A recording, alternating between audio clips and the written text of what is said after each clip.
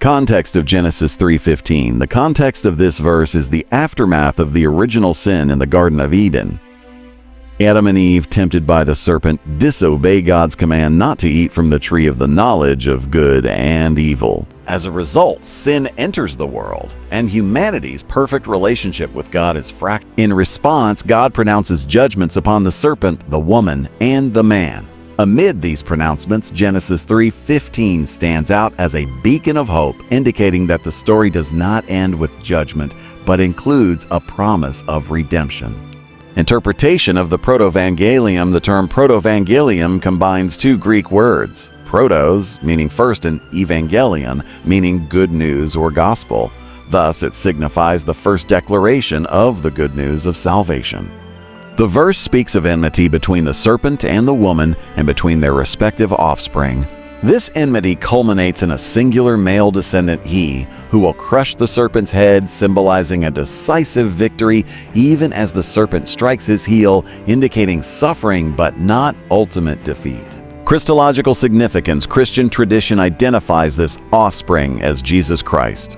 His crucifixion is seen as the serpent striking his heel, a moment of suffering and apparent defeat. However, through his resurrection, Christ crushes the serpent's head, achieving a definitive victory over sin and death.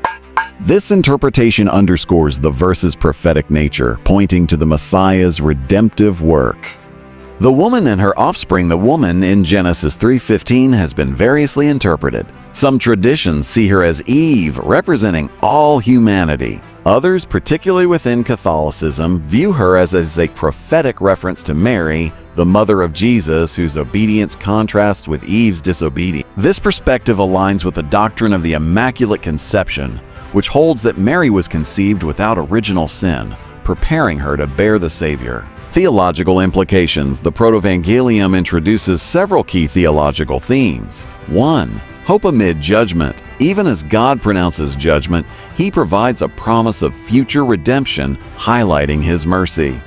2. Conflict between good and evil. The ongoing enmity signifies the spiritual battle between the forces of God and those of Satan.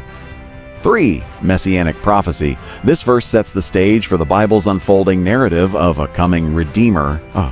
4. Role of humanity in redemption. The reference to the woman's offspring emphasizes human participation in God's redemptive plan.